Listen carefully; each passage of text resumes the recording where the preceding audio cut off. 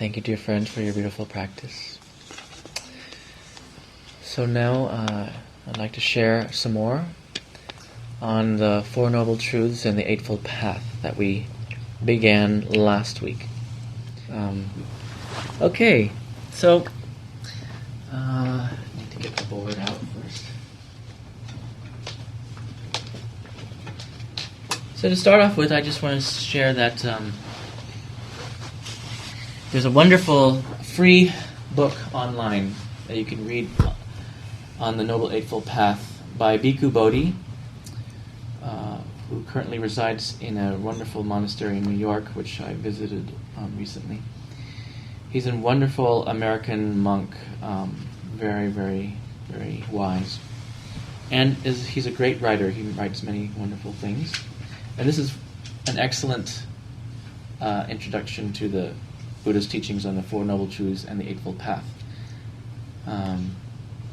So, you can actually get it online for free. Just Google Eightfold Path, Bhikkhu Bodhi. And if you don't know how to spell it, you can take a look after Sangha tonight. So, last week we started to talk about the Four Noble Truths, and we talked about suffering, its causes, the possibility of cessation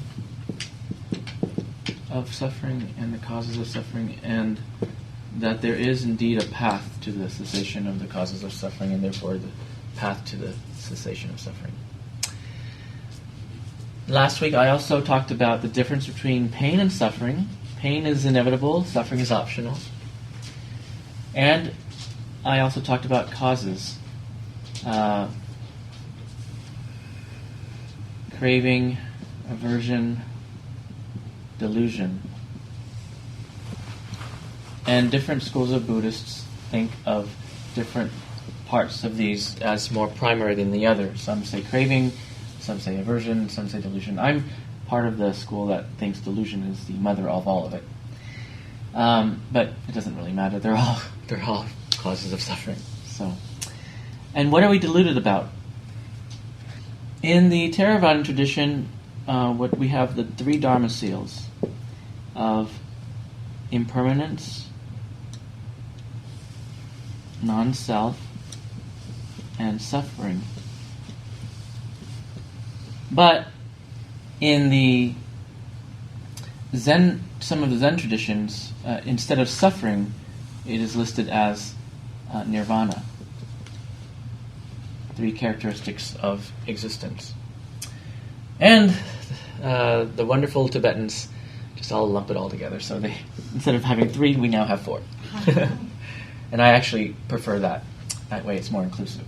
So impermanence, non-self, suffering, and nirvana, four characteristics of existence, and also four ways of looking at existence to help us overcome suffering. Last week I talked about impermanence, so I think I'll start now with non-self.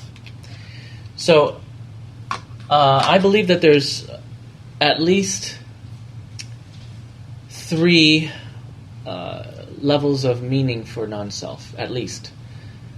I'm going to share with you the simplest understanding of non-self, and then I'll share just a hint about the second deeper meaning of non-self from my own experience.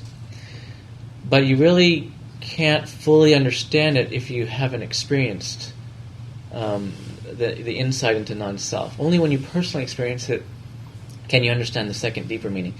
And then, of course, the third deepest meaning, I think you really only understand when you're fully enlightened. And so I can't really talk about that. So the simplest meaning that all of us can understand in the meaning of non-self is to understand the term non-self to mean that what we consider ourselves is also made of what is not considered ourselves.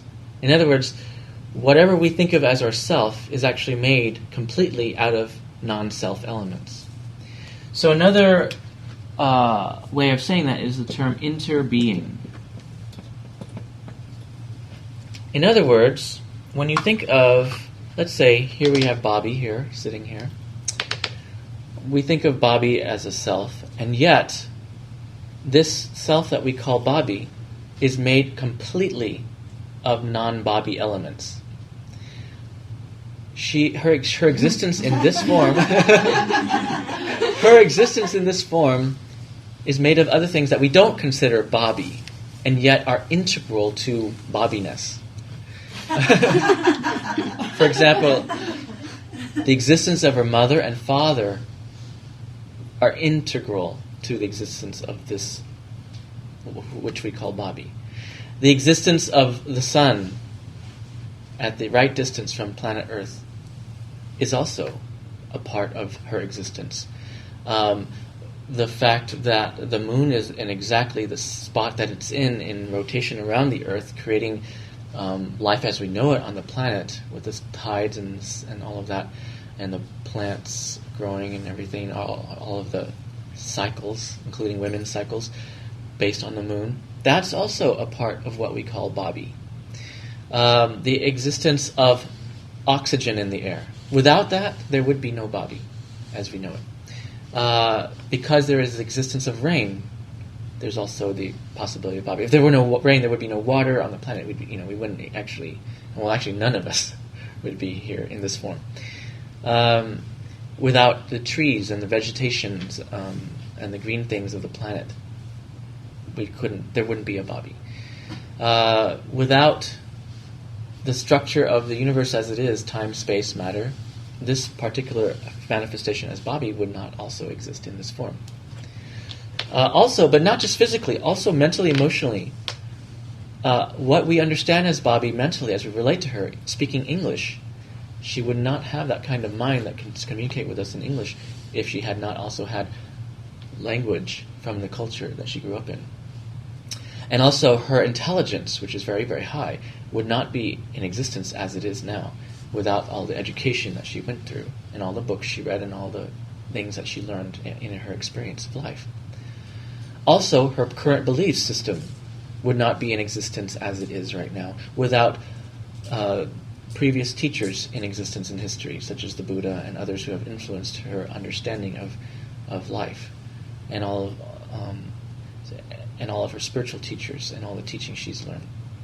So you can see that without these other things that we don't even think of as Bobby, but without those there is no Bobby, and therefore on a very deep level of understanding, you realize that actually Bobby is in everything.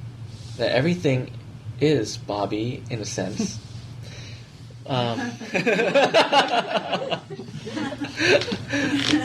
Everything.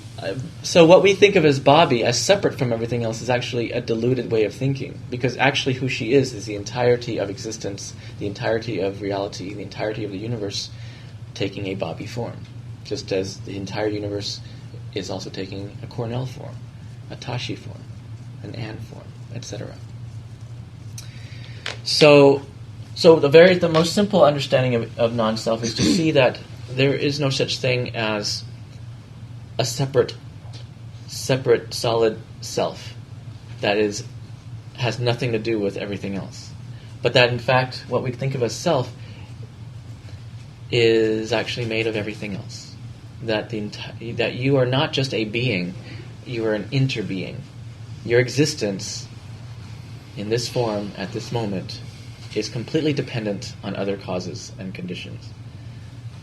Completely dependent on everyone and everything else in existence, all simultaneously co-creating reality together. So that's one simple way of looking at the concept of non-self. Now, a little bit deeper understanding that non-self, I think you will understand experientially when you have what in Japanese Zen we call kensho, a glimpse of enlightenment or an opening, a breakthrough into reality just for a few moments. Now, in Japanese Zen, when you have a great breakthrough, and the final one, that would be called satori, which would be equivalent to enlightenment. But But I'll just give you a little hint, but I don't really think it's useful to share too much about it, because really it's best for you just to actually experience it for yourself. But when I had that opening and glimpse experience a few years ago, I was just meditating by myself, and all of a sudden I felt like I was a bubble that just popped. Very gently, unobtrusively popped. And what this feeling was all my life I was identifying myself with this body, and even this mind and personality and all of the aspects of, our mental condition. And in that moment, I completely was released from that identification. And so, you see, when we identify with this body and mind, it's like a bubble. We think that the air inside the bubble is completely different from the air outside the bubble, but really it's just all air. And when the bubble pops, there's only air. So in the same way, when your identification with self just pops, or even just a few moments of a glimpse of true nature, you realize, oh, who I really am is just simply this. Just beingness, or emptiness, spaciousness, vastness. There's no words for it really. It's just reality. You are just simply pure consciousness or pure reality. And the feeling at that moment for me was, oh my gosh, ha ha ha ha ha. All this time I actually thought I was this body and this mind. Oh my goodness, I thought there was a self in here somewhere. I was like, no, there's no self. It's like, oh, okay, there's no separate self. It's just, there's only this one.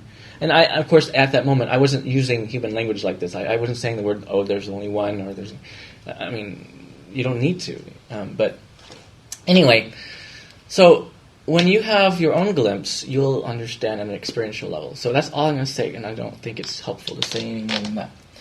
And of course, at the most ultimate level I have no idea how I would even teach it, since I haven't even experienced it. And I always go with what my teacher says. He says, don't ever teach anything you haven't experienced for yourself first. So if I haven't experienced it, I'm not going to teach about it. Okay? So we're not going to talk anymore on that. So now, we already talked about the nature of suffering, where there's a difference between pain and then our story around the pain, which creates mental and emotional suffering on top of just the ordinary physical unpleasantness of life. And then, of course, nirvana, which means to blow out, to extinguish. It's actually a very positive word. Some people think it means, oh man, it's a negative thing. It's like blow out. I'm just like non-existence, But actually, it's more referring to blowing out delusion, blowing out the causes of suffering, blowing out unreality, and awakening to reality. And it also means perfect peace and contentment with everything just as it is. So, when we resist these realities of our physical condition, impermanence, non-self, suffering, and nirvana, we cause ourselves suffering. And what we don't realize is that even in the midst of all of this here, nirvana is always available. There is that deep possibility of awakening to truth right in the midst of all of this suffering and craziness and delusion. So don't despair, because nirvana is part and parcel of the whole shebang. And then, of course, there is a path.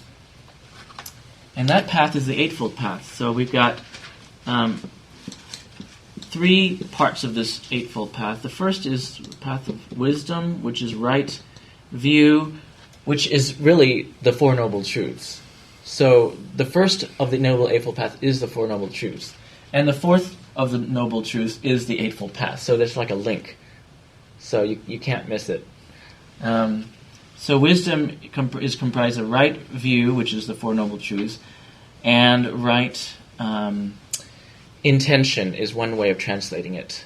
Basically, you intend to have certain thoughts of renunciation and goodwill and etc. Then the second parts of the Eightfold Path are virtue, right speech, right action, and right livelihood. And then the third part of the Eightfold Path would be then mind training or meditation, bhavana. So this would comprise a right effort, right mindfulness, and right concentration. And right effort in here basically means when you have enlightened thoughts, you want to sustain it. And when you don't have them, you want to make them happen. When you have not unenlightened thoughts, you want to calm them down. And when you don't have unenlightened thoughts, you want to prevent them from occurring. So, or something like that. Right effort. And then I may let Tashi go into more detail if he wants on those details, but you can always read up on it. Basically, I just want to conclude my part of the Dharma talk so that Tashi has at least some minutes as well, if he likes to. I want to give you a little Zen twist on the Four Noble Truths. How I taught it is, basically the basic way of understanding, which the Theravada tradition also teaches. But there's a Zen twist on the Four Noble Truths. So, in the normal understanding of the Four Noble Truths, you have a problem. The problem is suffering. Suffering is a problem. Okay? And then you have a cause of suffering that leads to the result of suffering. So you have A leads to B, You have a craving, aversion, delusion that leads to the condition of suffering. And then you have the possibility of the cessation of suffering. Okay? So in other words, right now you're in suffering, but there's a possibility of going to non-suffering. Okay? A and non-A. All right. And then the fourth is there's a path to the cessation of suffering. So in other words, if you do A, B, and C, A plus B plus C equals, then yay, Nirvana. Okay. All right. That's the normal understanding. But the Zen understanding is this. Suffering, not a problem. Suffering is not a problem. Suffering is just part and parcel of everything just as it is. And so that's why there's this Mahayana saying, samsara is nirvana. Nirvana is samsara. Now this sounds crazy to the Theravada Buddhists, but hear me out. Suffering is not a problem. We're only making it a problem. But we need all of the suffering, because without suffering we cannot actually become fully awake to our Buddha nature. In other words, everything's actually perfect already, including the suffering. It's all part of the package of making Buddhas. The whole universe is a Buddha-making machine, and both the bliss and the difficulties in life are all part of the ingredients. And so there's actually suffering is not a problem. It's just part of what we have to work with to bake our cake of enlightenment. Okay? And the causes of suffering leading to suffering? No, that's actually not the case. Rather, it is that craving itself is suffering. It doesn't lead to suffering. It is a manifestation of suffering. Aversion doesn't lead to suffering. Aversion is an expression of suffering. Delusion doesn't lead to suffering. Delusion itself is an expression of suffering. So, can you kind of see how in Zen we eliminate time? Like this leads to that, past toward the present, toward the future. In Zen, it's all eternally present, now time. So there's no time. That's why we eliminate cause toward effect. There's no cause and effect. It's just all now. So, and then instead of that, you have to right now we're in a state of suffering, and then we want to go into a state of non-suffering. That's not the Zen understanding. Rather, in the very midst of this suffering existence, already is nirvana. In samsara is nirvana. In other words,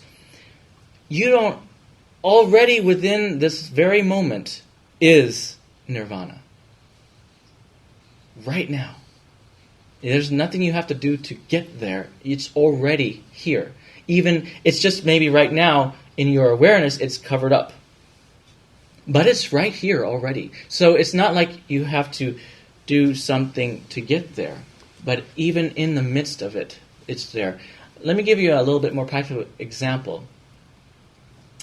When we go through a suffering and go through a problem of difficulty, and we want to get a solution out of it, and, that's sort of what we want to do. We want to have a goal, and we want to strive toward that solution. And so we think of the problem as something bad. We think of it as bad, we don't want it, we want to get rid of it. And yet, if we just change our attitude toward it in a Zen way, we see that actually, within this very difficult situation, there's already a jewel. So our practice is to find the jewel that's already within the difficult situation. Okay? So in every difficult situation you're going through, can you find the jewel in it? The lesson that's there, the wisdom that's there, the compassion that is potentially there that can arise, the insight that can arise. So instead of seeing it as all bad and all a problem, see that, well, in the very center of this difficulty or what we consider bad, there is this jewel. There's this gift. So see everything, even the difficult aspects of life, as a gift, an opportunity to find that nirvana within it.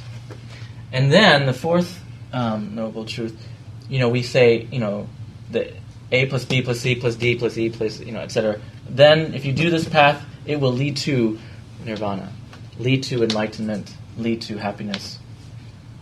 But in Zen, because there is no time, it's all timeless now. In Zen, we say, no, because you already are enlightenment, it expresses, then that enlightenment that you are expresses as right view.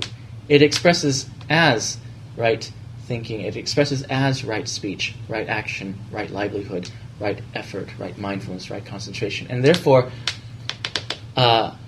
just the expression of the path is already the expression of enlightenment.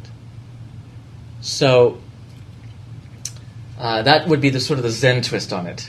So instead of doing the right, action, right, all of these right things to try to get to enlightenment, rather, the attitude is that no, you already are enlightenment, you already are Buddha nature in expression, and now just naturally allow that right action to flow forth and manifest from the truth of who you are. So, in other words, we're not doing it to try to get a goal. We're just naturally doing it because that's who we really are. That's what a Buddha does. A Buddha just naturally wants to have right view, right thoughts, right action, right speech, right, all of these things. So this path is then not a path to somewhere. Rather, it is the embodiment and expression and manifestation of who you already are. So that's just a little Zen twist, okay? And so anyway, we have a few more minutes left for Tashi to give his perspectives on anything, or if he wants to go on detail, because I gave a very broad general outline, but also he could also opt to do the Zen way of silence too. Thank you, Tashi. There's been a long debate among Buddhists about the gradual and the sudden approach to enlightenment. And there was actually a formal debate in Tibet between the followers of Indian Buddhists and Chinese Chan, that's the Chinese for Zen Buddhist, called Hashang Mahayana. And in that debate, in the Tibetan version of it, the gradual approach prevailed. And not because there is no understanding that time is a concept. Time is an elaboration, right? Time is a sequence of observation. Two people can watch the same accident, for example, unfold. And when you ask them what happened, they can actually give you a different version of the accident, right? And it's not that they weren't watching, it's that they noticed different details at different moments, and then in their mind, that's the order in which they happened. But it's actually not the order in which they happened, it's the order in which they noticed them. So time is a conceptual elaboration. However, ordinary beings, we accept time, right? We live in time. We work in time. We cultivate spirituality also in time. So therefore, the Buddha in his kindness gave many different approaches to his teachings. The gradual, the semi-gradual, the mixed gradual and southern, the southern, and many different approaches. And all of them are wonderful. What we need to understand, however, is that there is a particular approach that is best suited to us. And that attempting to follow divergent paths simultaneously leads to confusion. So it's like if you go, I don't know, to an ice cream parlor, right? And they have, 50 flavors. Right? It's probably not the brightest idea to get a serving of all 50 at the same time. Right? Even though we may want to. Or maybe we don't like 50, maybe we like 42. Right? It's not the best idea. The best idea is to actually select something and enjoy it fully. The same thing is true of a spiritual path. And I'm just going to focus on this. One image that is very often used in Buddhism worldwide is the image of the raft or the boat. And in ancient India, for example, to go from one side of a very large river to the other side, you took a raft or a boat. And when you get to a particular crossing place, right, there may be many boats that are available for hire. Right?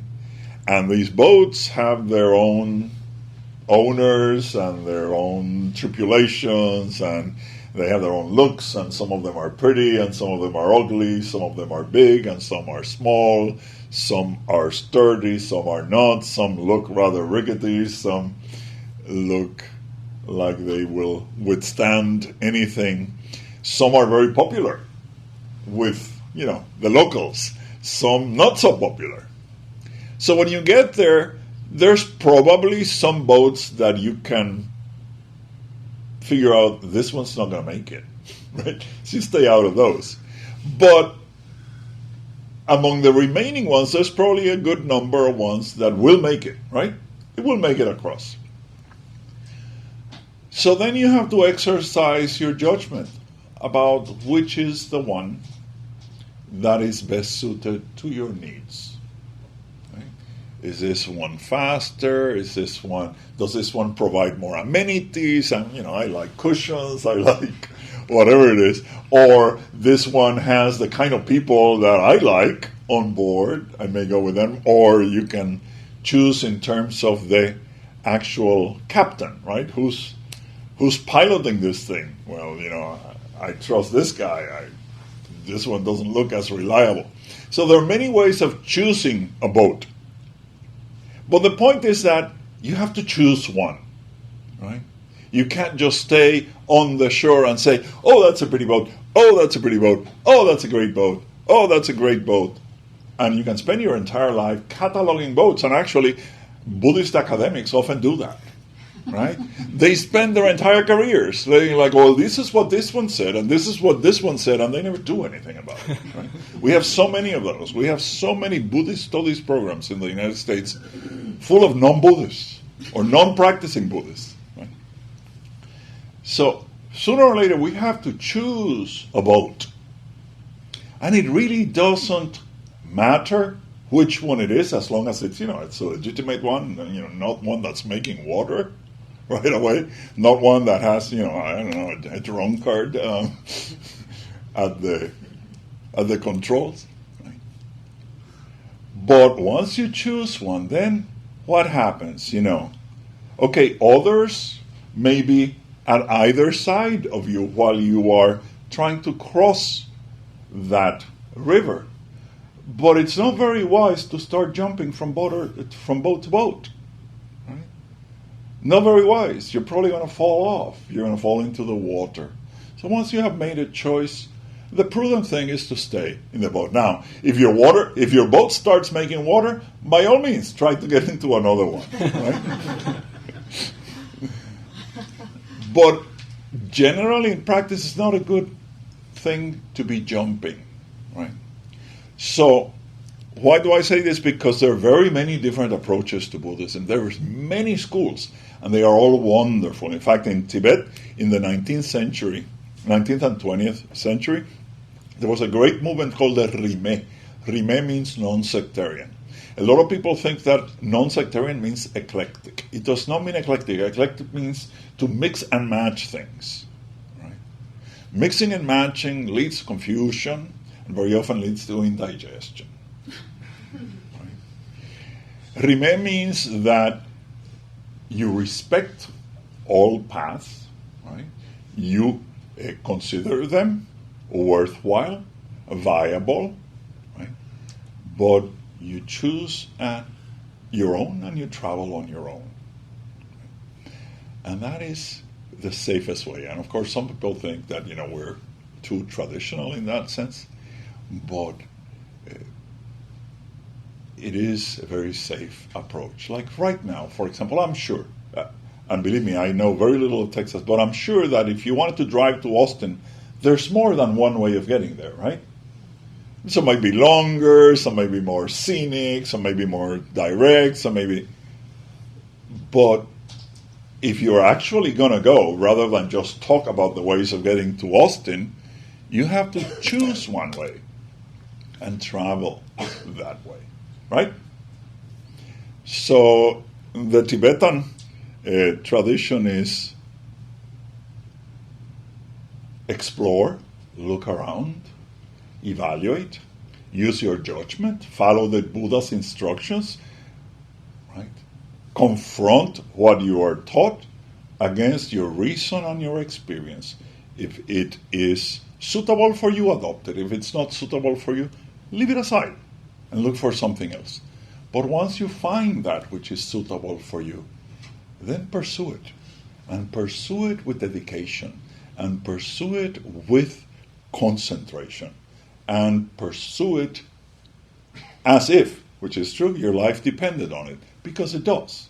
Right? Your spiritual life depends on it. I'm sure you're familiar with these food courts. Right?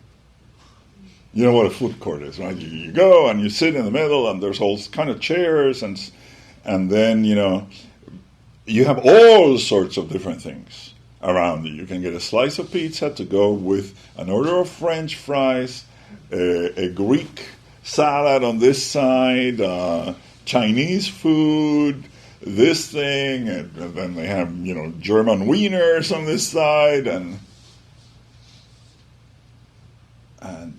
it doesn't really bode well for your digestion, right?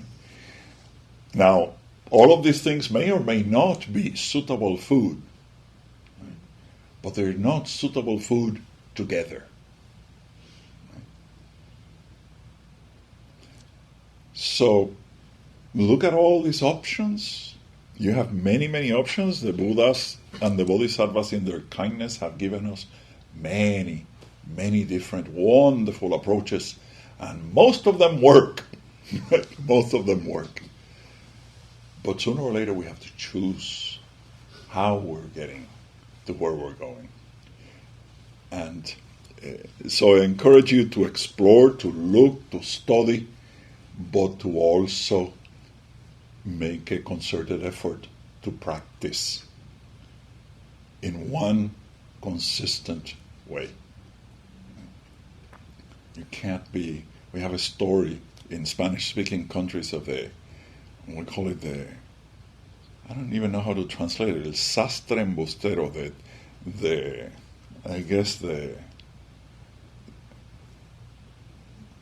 unfaithful tailor.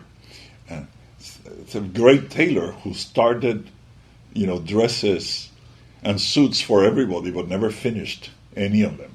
Right?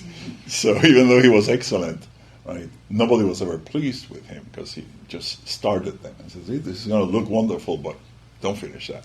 Get on to the next one." So let us not be like the unfaithful tailor. Let us choose a path and follow it with heart, with dedication, with integrity. And whatever that may be, it may be a gradual path, a semi-gradual path, a sudden path, but make your choice and live it, and you will see the results. They all work. They just don't necessarily work together. Thank you.